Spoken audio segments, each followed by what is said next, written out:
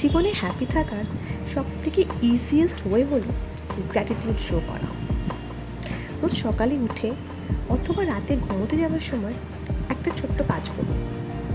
একটা pen and paper নিন। তাতে একদিকে লিখুন আপনার জীবনে এই মুহূর্তে কী কী আছে। যেমন ধরুন, আপনি চোখে দেখতে পান, কানে শুনতে পাচ্ছেন, কথা বলতে পারছেন, হাঁটাচলা করতে পারছেন। আপনাকে নিজের কাজ করার জন্য কারোর উপর নির্ভরশীল হয়ে থাকতে হচ্ছে না। আপনার মাথার উপর ছাদ আছে, একাডেমিক কোয়ালিফিকেশান আছে, আর্থিক সচ্ছলতা আছে, যার জন্য আপনাকে খাওয়া পড়ার চিন্তা হয়তো করতে হচ্ছে না। মাঝে মাঝে আপনি ঘুরতে যাচ্ছেন, আপনি শারীরিকভাবে সুস্থ। আপনার জীবনে এমন কিছু মানুষ আছে যারা প্রকৃত অর্থে আপনার শুভাকাঙ্ক্ষী এবং অলমাইটির কৃপায় তারাও সুস্থ। এরকম আরও বেশ কিছু জিনিস সেগুলো এই মুহূর্তে আপনার জীবনে আছে, সেইগুলো একদিকে লিখে ফেলুন।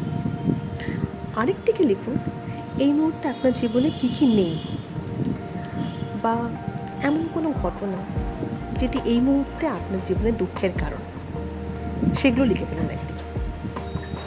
এবার এই দুটো লিস্ট বানিয়ে একটু ভালো করে খেয়াল করে দেখুন তো।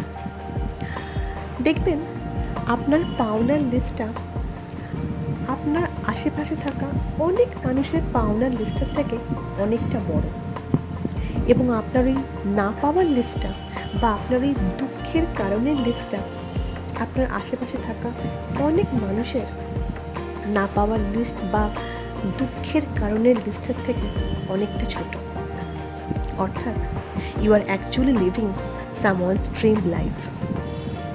আপনি যেভাবে জীবনটা কাটাচ্ছেন, আপনার মতো করে জীবন কাটানোর জন্য অনেকে স্বপ্ন দেখে। They always be thankful to Almighty for what you have.